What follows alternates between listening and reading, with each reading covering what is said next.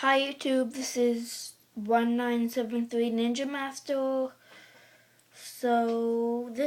Today I will be doing a video about putting my Beyblade together and that my sister took off the sticker and lost it.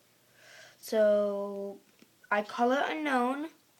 It's an unknown Beyblade, so please enjoy this video of me putting it together. Here's the face bolt, energy ring, fusion wheel,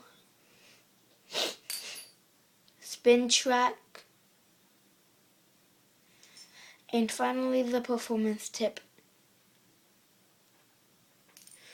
Okay, so now shall we put it together? We shall. Okay. So I go in there. And you put the bolt in and you tighten the bolt finger tight.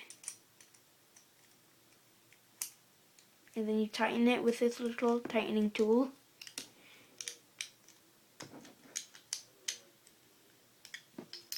Then finally, the performance tip.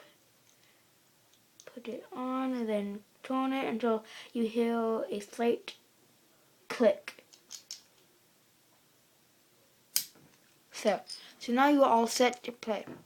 So here's your unknown Beyblade. So please rate, comment, and subscribe at the bottom.